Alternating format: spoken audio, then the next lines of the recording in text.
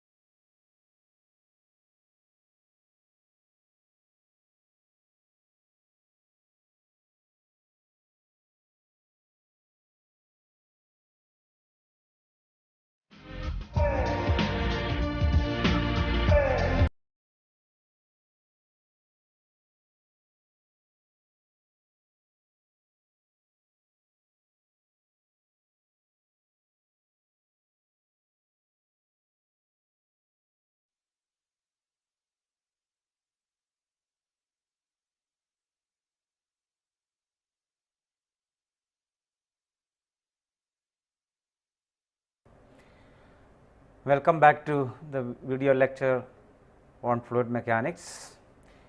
In the first lecture, we have discussed the introductory aspects on fluid mechanics. We have discussed about the various fluid properties, various theories used in fluid mechanics, and how it will be used in our this video course. Also, we discussed the various fundamental theories which will be applicable in the case of fluid mechanics. Also, we discussed the various flow visualization techniques used in fluid mechanics and the flow lines like streamlines, path lines and streak lines. So, today in this lecture, first we will discuss about the classification of fluids. As I mentioned earlier, so the fluids can be classified according to various fluid properties, fluid behavior, or the dimensions on which we will be dealing with the fluids or the fluid problem which we are dealing. So, mainly the fluid flow can be classified according to the rheological consideration, then spatial dimensions, then dilational tensor, then motion characteristics, the temporal variations and fluid types. So, here we will discuss in detail about the various types of fluid flow according to these various aspects. So, as I mentioned earlier, the fluids can be either gases or liquids. So, the first classification of fluid flow is whether it is gaseous flow or liquid flow. So, the first classification, as you can see in this slide, say the fluid flow can be either gaseous flow or say liquid type fluids or liquid type flow. Then secondly, according to whether the fluids can be compressed or whether it cannot be compressed. So, accordingly we can classify the fluids into compressible fluids and incompressible fluids. Mainly the gases which we will be generally dealing with will be compressible in nature, and some of the liquids also may be compressible depending upon the type of the fluids, and some other liquids we can consider as incompressible, even though sometimes we can compress to a very small level, but still it can be considered as incompressible. Say for example, water is considered as incompressible, even though it's to certain, say maybe to certain level it can be compressed by applying the pressure.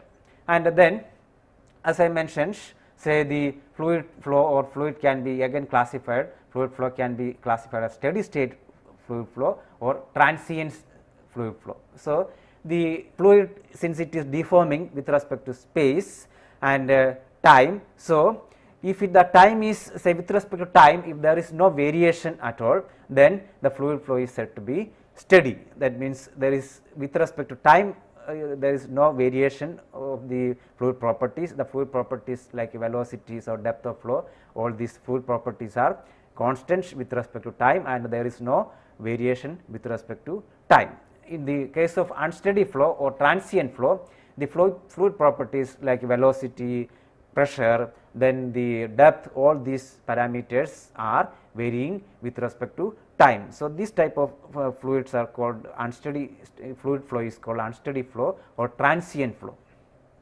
And then as we discussed earlier, the viscosity is an important parameter, important fluid property. So, accordingly, whether the fluid has, the fluid flow which we are dealing with has got a viscosity, or the viscosity is negligible, or there is no viscosity, then accordingly we can classify the fluids into viscous fluids or viscous flow and non-viscous flow or inviscid flow. So, according to the variation or according to the fluid has viscosity, fluid is called viscous fluid flow, and then if there is viscosity is not considered, then that kind of fluid is called non-viscous or inviscid fluid flow. Then if there is any, say, circulation or any rotation aspect as far as the fluid flow is concerned, then accordingly we can classify the fluid into rotational fluid or irrotational fluid. So, in the case of rotational fluid, there can be circulations, there can be, say, vorticity and all other parameters, but as far as irrotational fluid is concerned, the circulation is not there or vorticity is 0. So, those kinds of fluid are called irrotational fluid or irrotational fluid flow. And then according to the space, whether we are considering 3 dimension x, y, z, so we can classify the fluid as 3 dimension flow, fluid flow, or 2 dimension fluid flow, or 1 dimension fluid flow. As all of you know, fluid flow is definitely 3 dimension in nature. You can see any type of fluid flow is 3 dimension in nature, but many times we can consider a 3 dimensional fluid flow as, say, 2 dimensional. Say for example, in here you can see here, say, a river is considered. So, when we are considering a river section like this, if you are considering, say, here z axis, this is, say, x axis, here, say, y axis. So, this is x, y, z axis. So, here you can see that when we consider the fluid flow with respect to this river section like this, so x versus z, then this other longitudinal dimension is not considered. So, in this case the fluid flow can be considered as 2 dimensions, since we may be interested what is happening with respect to this x direction and z direction, even though the fluid flow is definitely 3 dimension in nature, but say we are simplifying the 3 dimensional fluid flow into 2 dimensional, since it will be very easy to analyze and to interpret the results also, it will be very easier. So, depending upon the case, depending upon the problem, depending upon the fluid flow problem, we can consider a 3 dimensional flow as 2 dimensional, so that the accuracy of the results are not much affected.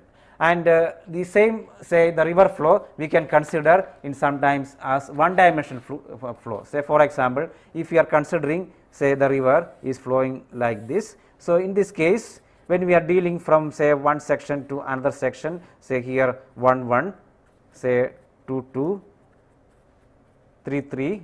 So, when we are dealing from what is happening from section 1 to section 2 and section 3. So, in this case obviously the fluid flow is 3 dimensional nature, but we can consider the flow, what is happening with respect to this longitudinal direction is considered as far as this river flow is concerned. So, we can consider in this case the fluid flow as 1 dimension. So, all the fluid flow which we are dealing with is 3 dimensional in nature, but depending upon the problem, to simplify the problem, we can consider the fluid flow as 2 dimensional, or whether we can consider sometimes as 1 dimensional. So, these simplifications makes the problem analysis much simpler, the interpretation of results also much easier without losing much accuracy. So, in most of the problems, even though 3 dimensional nature, we may be solving in fluid mechanics, we may be solving as 2 dimensional fluid flow problem or 1 dimensional fluid flow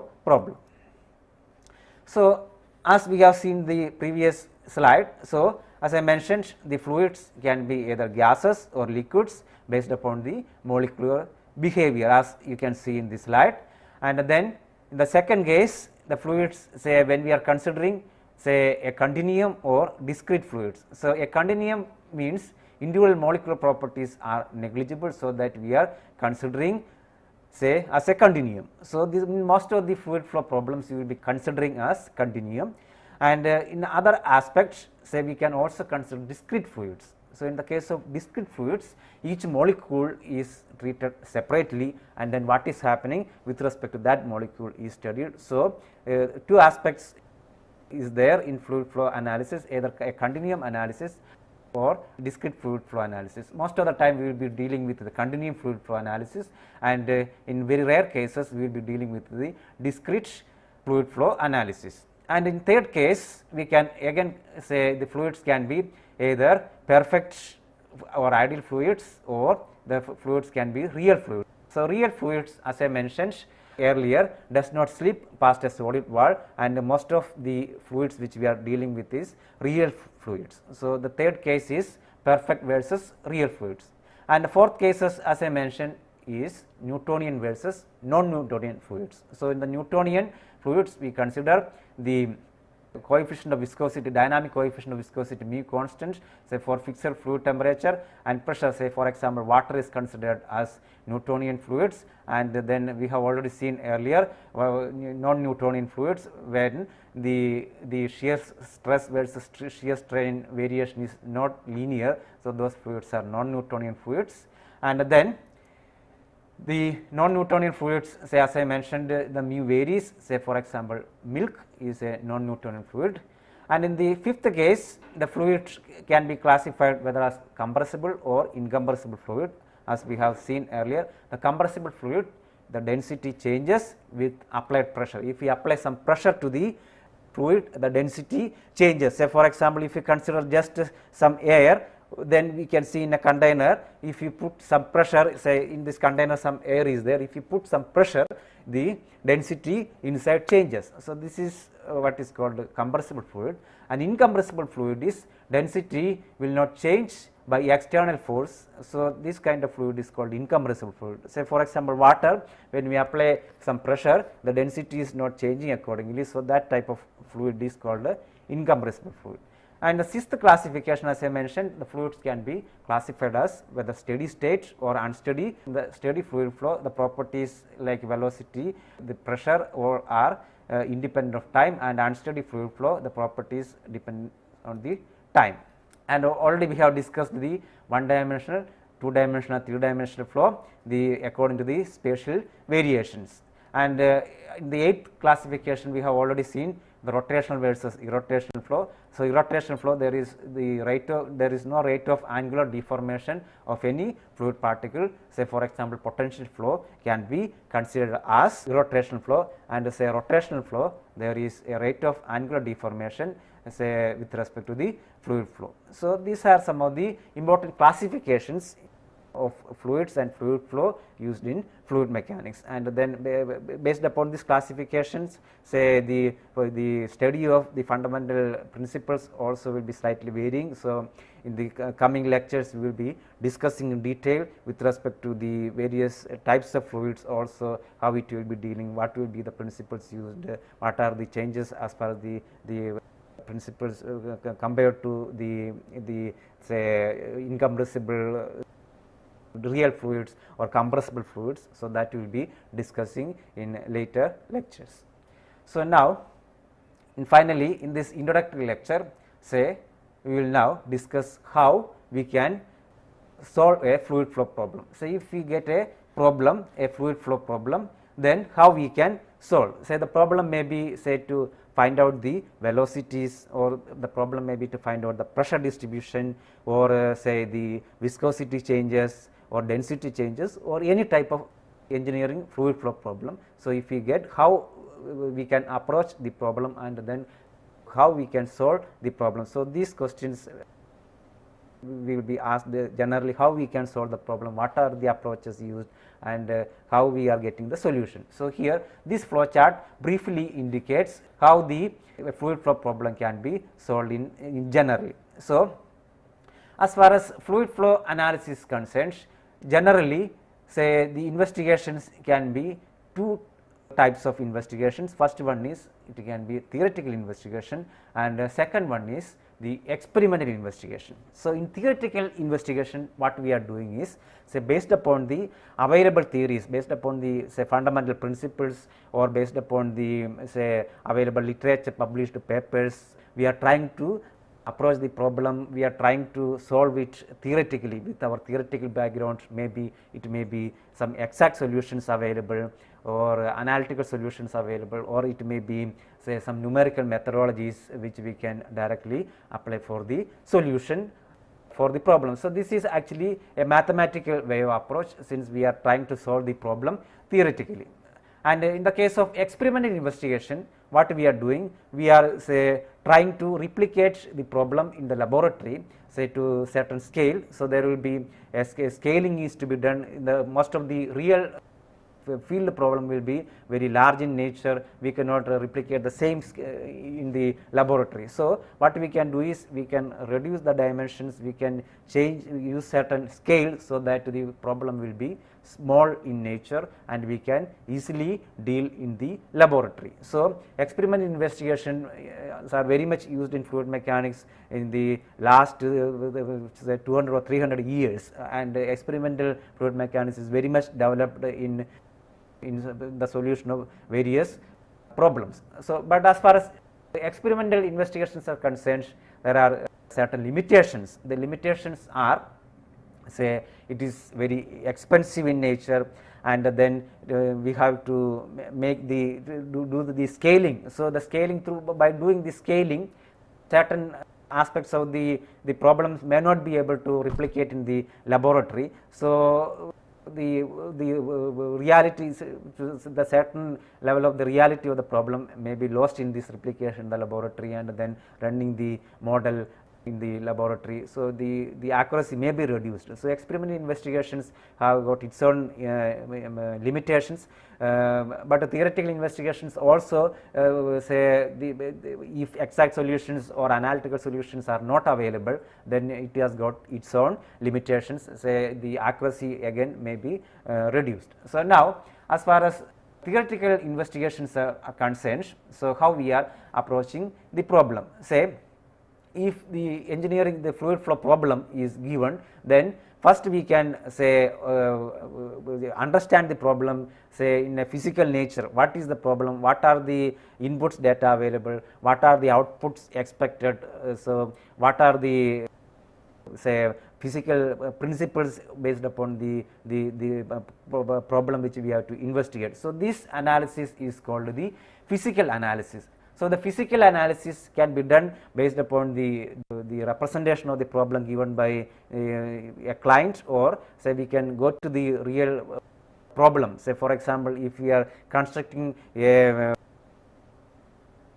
bridge across a river, then, say, here if we are planning to construct a bridge across a river, then we have to construct pillars, and then we have to, say, take the, say, understand the flow behavior across the river section. So, that, say, we have to do fluid flow analysis as far as the section is concerned where the bridge is going to get constructed. So, we may have go to the field and see how the river is flowing, say, what are the important parameters which we have to deal here. So, here we have to analyze, we have to understand the problem physically. So, we may have to go to the field, or we have to analyze in our office based depending upon the data available, say, given by the client. So, say, for example, when we are going to construct a bridge across a river, so we have to see, depending upon the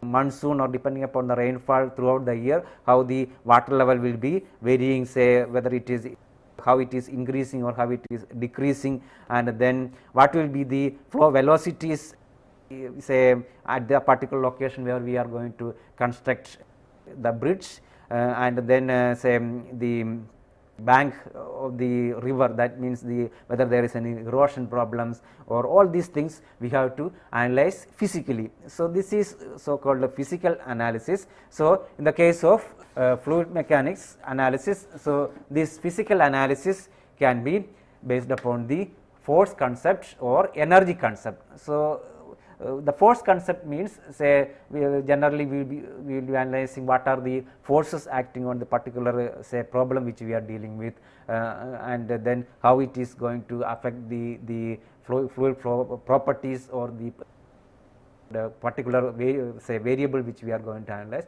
And the second concept is called the energy concept. So, the how energy variations say like say the energy equations we will be analyzing and how it will be affecting the particular problem. So, the physical analysis is very important in the solution of any fluid flow problem. So, physical analysis generally can be based upon the force concept or based upon the energy concept. And then after this physical analysis is over, so we can understand the problem in such a way that which way we should approach the problem, and then we can try to make a mathematical formulation of the problem. So, the after this physical analysis, next step is the mathematical analysis. In the mathematical analysis, say we will be with respect to the physical analysis, now we already know what will be the domain of the problem which we will be dealing. Say, as I mentioned, when we are going to construct a bridge across a river, so there will be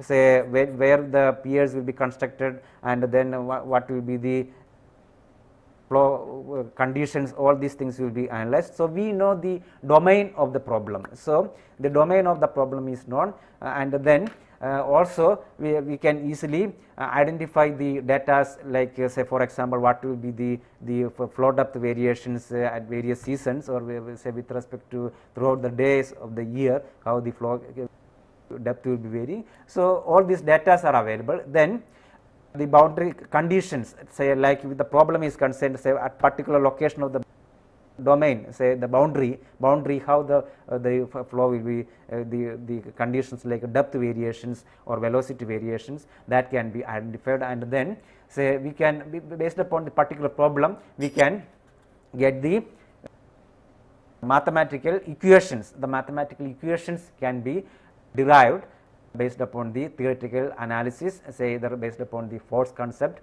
or the energy concept. So, once the mathematical equations are derived, and then the boundary conditions and boundary conditions are required for steady state problem or transient problems. But in the case of transient problem or unsteady state problem, we have to also say prescribe the initial conditions. Say at time t is equal to 0, what will be the conditions, say maybe the depth, say velocity or pressure, or these parameters how will be varying say at time t is equal to 0. So, from time t is equal to 0 only our transient analysis or unsteady state analysis of the fluid flow problem is starting. So, these initial conditions are very much important in fluid flow analysis, and then the governing equations are prescribed, then we will be we have already prescribed the boundary conditions of the problem. So, with respect to this,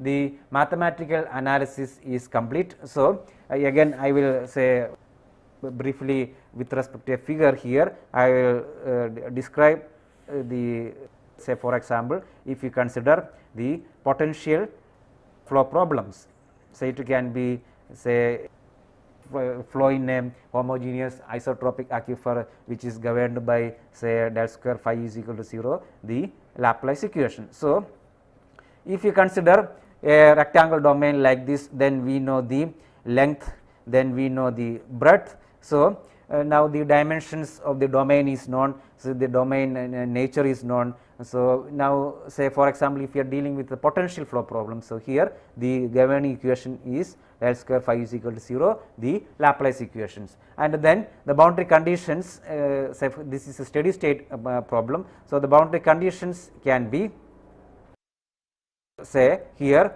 the potential. So, here the potential phi is prescribed at this boundary, say phi is equal to say phi 1 here, say phi is equal to phi 2 here. So, the boundary conditions on this phase, say here in this domain A B C D. So, on A D the boundary conditions are, in this particular case the boundary conditions on A D phi is equal to phi 1, and similarly on BC we can prescribe phi is equal to phi 2, and now the governing equations are known, the boundary conditions are known, and on boundary AB, say for example, if we know the variation or the flux, the del phi by del n, say if it is equal to 0 here, or del phi by del n is equal to 0 on the boundary AB, and say CD here del phi by del n is equal to 0. So, that means no flow boundary condition on AB and CD. So, there cannot be, say, flux cannot cross, that means this side AB and CD are impermeable in nature. So, these boundary conditions are called a natural boundary condition, that means the what is existing in the nature. So, this the flow cannot cross, this can be an impermeable boundary on this side AB and on this side CD. So, these conditions are called natural conditions or Neumann boundary conditions, and the boundary condition which is prescribed on AD and BC are called Dirichlet boundary conditions or direct boundary conditions. So, as far as this particular potential flow problem is concerned, now the mathematical analysis or mathematical statement is over, since we have already described the domain, we have already described the boundary conditions, we have already described the governing equations. So, now with respect to this we can solve this problem, either we can get an analytical solution depending upon the problem, or we can solve the problem numerically, so depending upon the case. So, this is about the mathematical analysis, and as I mentioned, in the experimental investigation is concerned, say we have to replicate the real problem in the laboratory, and then we will be with respect to certain scale, and then we will be in real terms we will be running the experiment, what is happening in the field, that will be done in the laboratory, and then we will be taking some readings.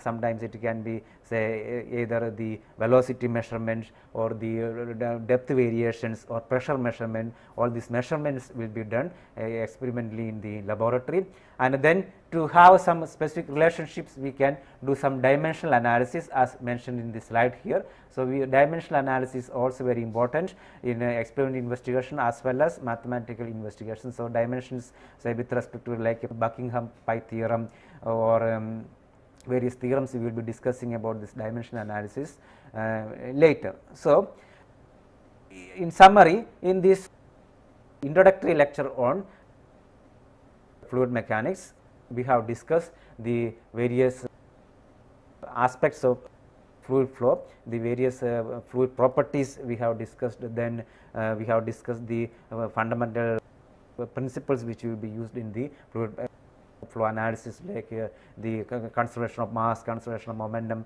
conservation of energy, and then we also discussed the various fluid visualization techniques, like using dyes, then using, say, smoke or other methodologies we have discussed, and then we have also discussed say various methodologies of representing fluid flow, like streamlines, potential lines, streak lines, path lines we have discussed, and then finally we have discussed based upon the various fluid properties, we have classified the flows just like with respect to space, 1D flow, 2D flow, 3D flow, or with respect to the viscosity, viscous flow or non-viscous flow, and then finally we have discussed about the how we can approach a fluid flow problem or the solution to a fluid flow problem. So, as I mentioned, we can approach the fluid flow problem theoretically or experimentally,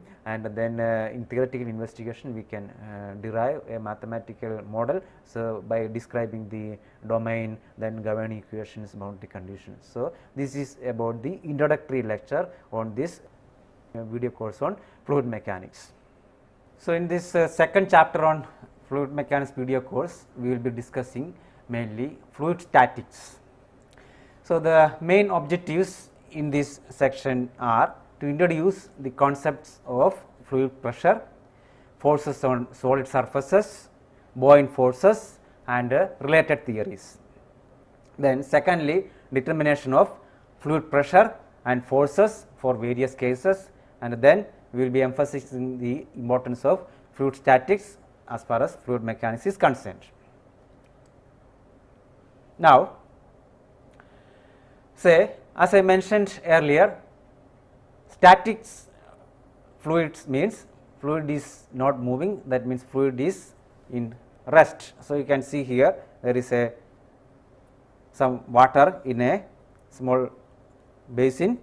So, here fluid is now at rest, there is no movement as far as the fluid is concerned. It is as far as this boundary is concerned, the fluid is at rest. So, that we can say that now the fluid is in static conditions, and say the various theories on statics will be applicable as far as fluid flow of in static fluid is concerned. So, in solid mechanics, various theories, most of the problems we will be analyzing as in static condition. So, most of the theories in solid mechanics are applicable for fluids at rest or static fluids. So, in static fluids you can see that since fluid is not moving, it is at rest here. So, that there is no shearing force. So, since whenever there is the fluid is trying to move only, there will be between the layers there will be shearing force, but as far as a fluid at rest or static fluid, there is no shearing force. So, we do not have to worry about the shearing force is concerned. And now, before going into the more details of fluid statics, we will just review some aspects of forces and stresses. So, forces, we can classify the forces into body forces and surface forces. So, the forces can be either body forces or surface forces. The body force, it acts through a distance. Say for example, say when there is a gravitational force, the force of gravity is concerned, it is not directly acting, but it is acting from a distance. So, the action is through a distance. So, and also if you consider the electromagnetic force, most of the time it will be acting at a distance. So, the force which acting this kind of forces like gravity force, electromagnetic force acting on fluids, and that kind of study which we are dealing will be related to the body force. And the second kind of force is called the surface force. So, surface force is concerned, it is due to the virtue of direct contact between the molecules. So, what is happening as far as the fluid is concerned here? So, if you apply a force here on the fluids, so then between the due to virtue of direct contact between the fluid molecules only, there is a force. So, that force is called the surface force. And the stress is concerned, we can also classify, as we have discussed earlier, stresses as normal stresses and shear stresses. So, normal stress means when we are considering say a direct normal force on the body. So, that kind of stress is called normal stress, and when there is a shearing force is applied, that kind of stress is called shear stress. So, we will be dealing with the normal stresses and shear stresses in fluid mechanics, and also the stress can be, say, since we will be dealing with x, y, z directions. So, here this is x, this is say y, this is z. So, stress tensor. So, the stress can be, the normal stress can be say in x direction, y direction, or z direction, or with respect to x and y, with respect to x and z, or with respect to y and z. So, like that the stresses will be varying. So, say for example, if sigma is the stress, the normal stress, then the stress, if you consider a body like this, say in 3 dimension, then if you consider say x, y and z, the normal stress we will be considering, say if it is acting from say x direction, the normal stress can be sigma x, and if it is acting from the y direction, so it can be sigma y, and from the z direction it can be sigma z.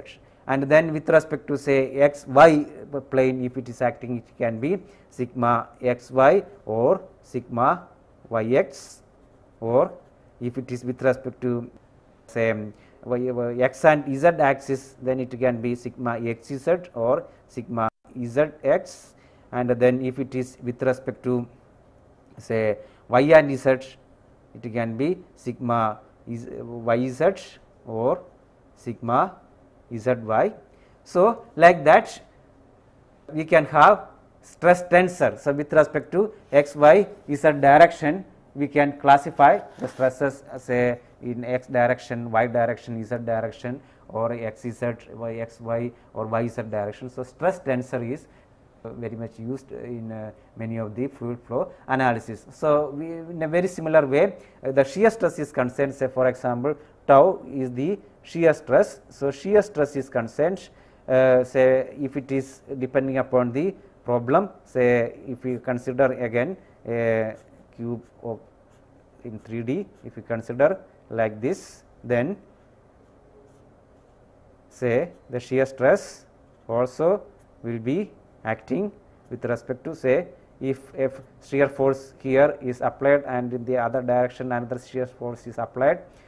So, in this other phase also. So, according to this we can have the shear stress say in xy plane or say sigma yx tau yx, then tau yz or tau zy or tau xz or tau zx. So, according to the shear force acting, we can the shear stress also can be it will be varying with respect to x, y, z. So, the stress tensor, so for normal stresses and shear stresses we will be utilizing the the stress tensor with respect to x, y, z directions.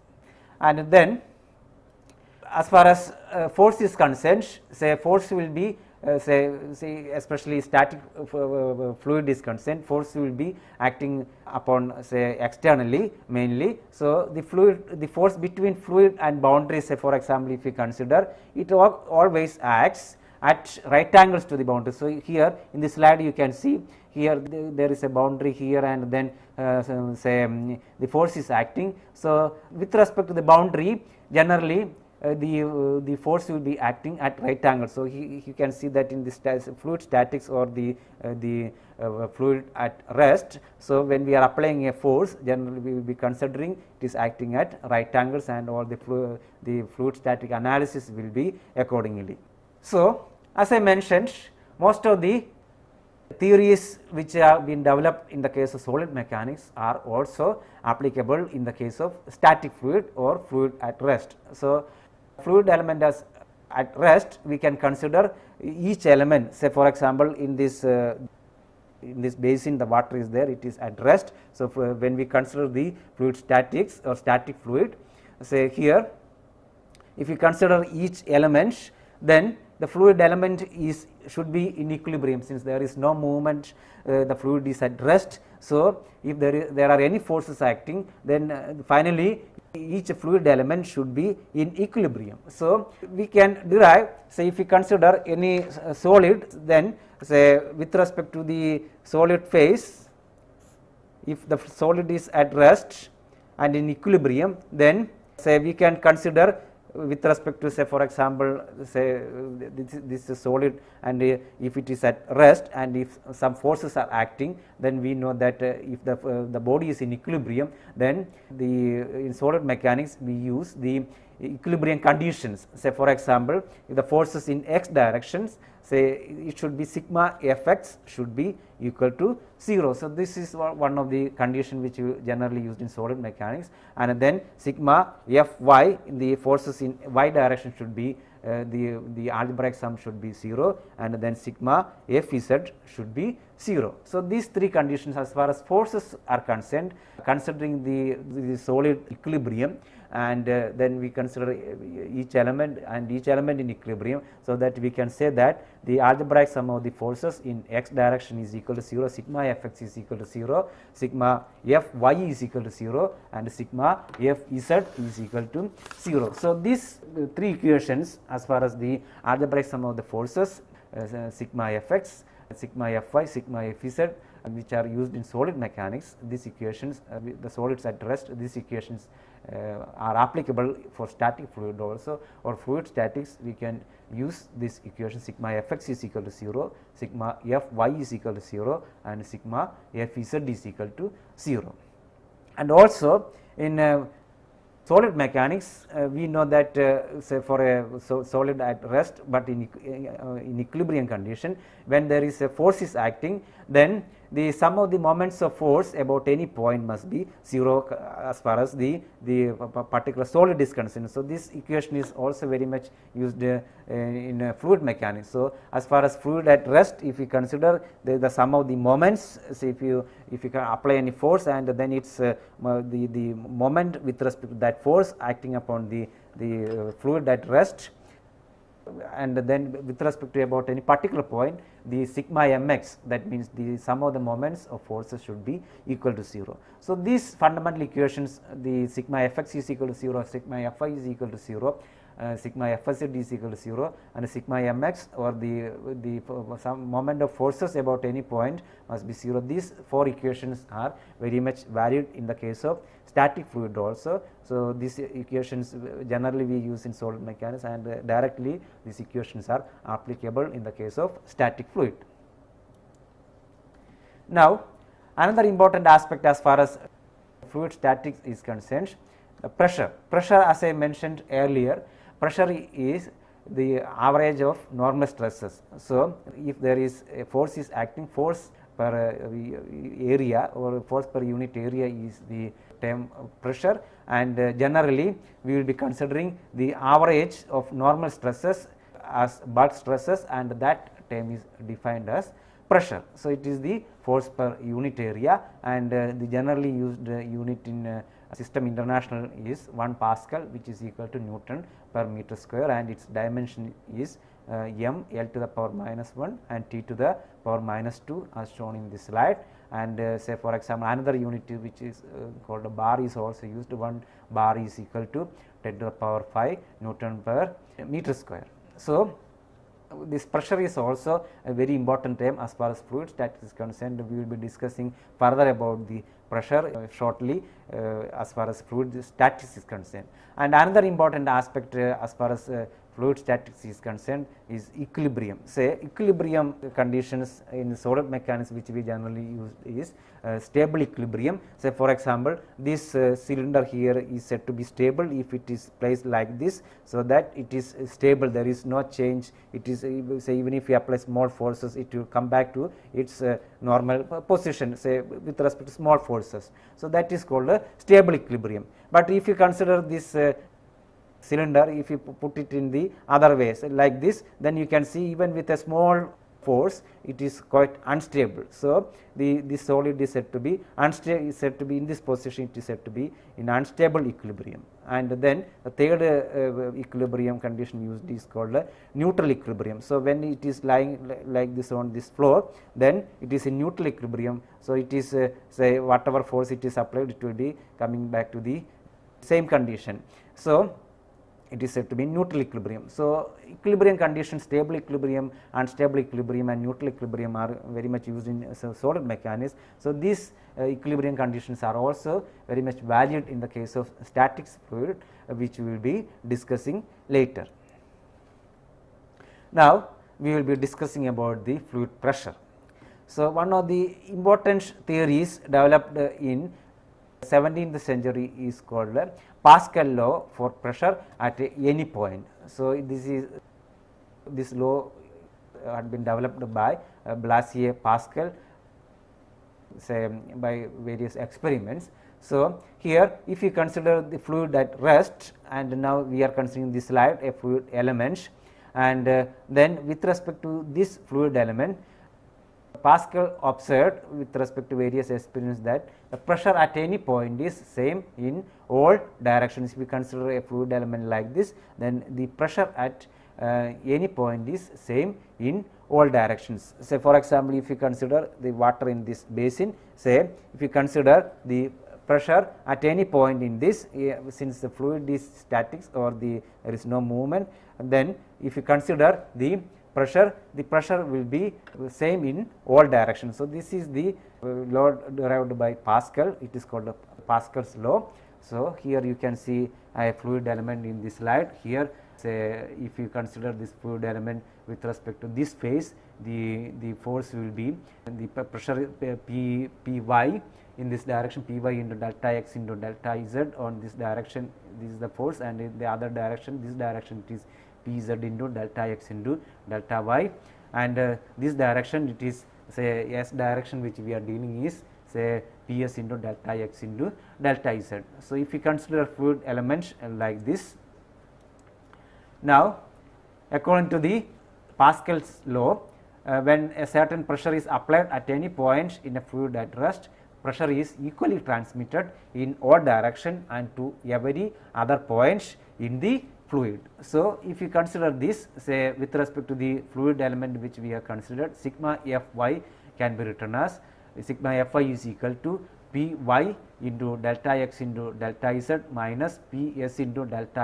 x delta s sin theta, that is equal to rho into delta x delta y delta z by 2 into a y, where rho is the density of the fluid and a y is the acceleration of the fluid element which we are considering. So, here we are using the Newton's second law, the total force is equal to mass into acceleration. So, similarly, in the z direction, sigma f z is equal to P z into delta x into delta y minus P s into delta x into delta s cos theta minus gamma delta x delta y delta z by 2, since the weight of the element is considered in this term, that is equal to the mass into acceleration in the z direction. So, here mass is rho into delta x into delta y delta z by 2 and a z is the acceleration. So, now if you simplify the force, the sigma f y, the total force, the algebraic force in y direction,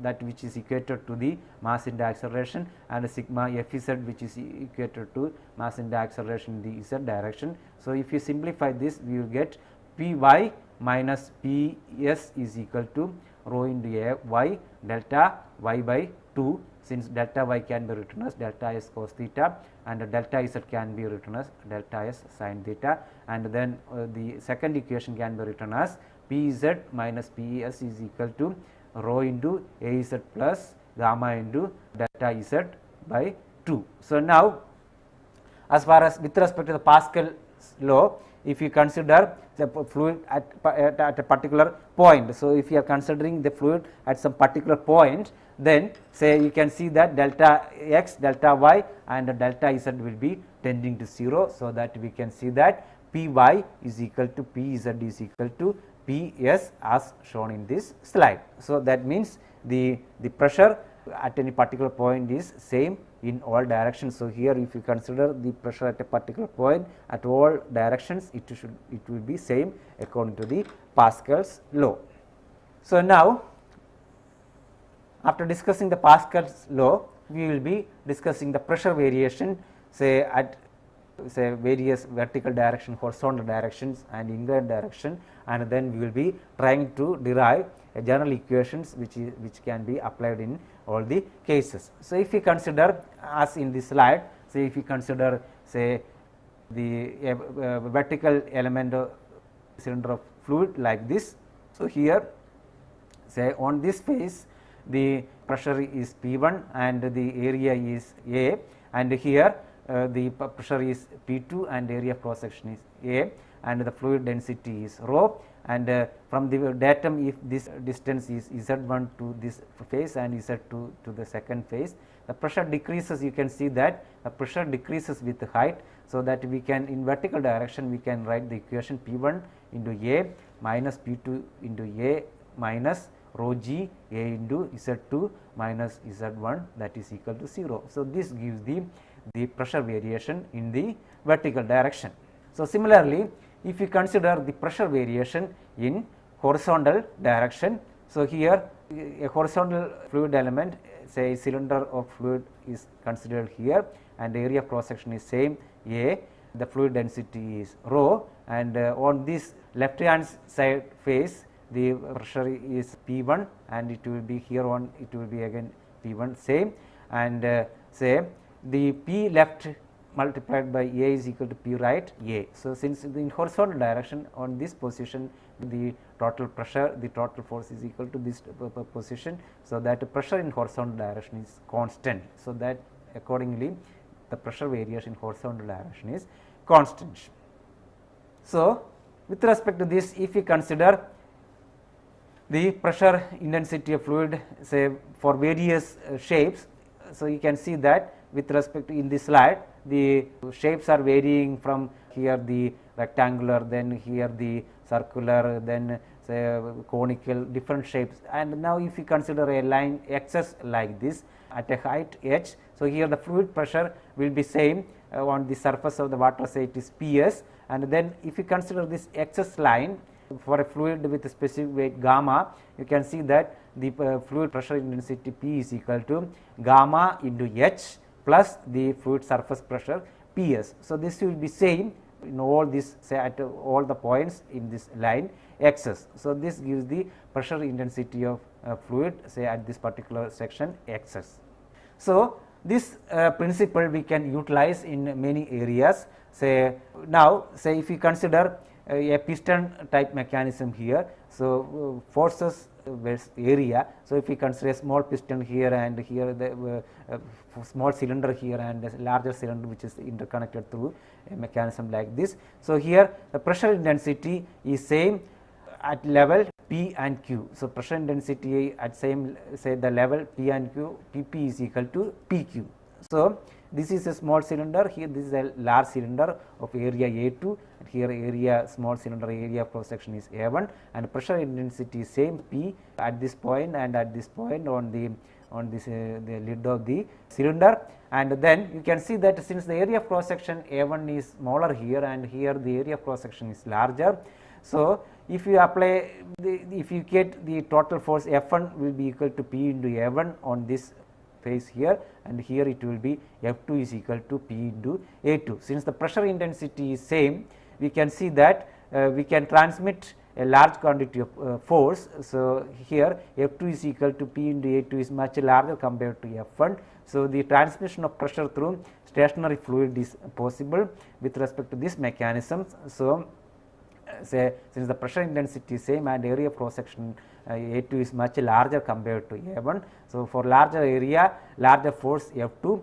So, this principle is very much applicable in many of the mechanisms like lifts, say hydraulics lifts we will be utilizing these principles. Since the larger pressure by applying small force here we can transmit, we can obtain larger force here. So, that is this principle is used in lifts, hydraulic jacks, presses, etc. So, what we are doing is here we are applying a small force here F1 that will give correspondingly a large force output will be input will be small and large force output is produced here, which is used in lifts, hydraulic jacks, presses and many other hydraulic equipments. So, this principle is very much very important in fluid statics, which is based upon this theory that the transmission of pressure through stationary fluid.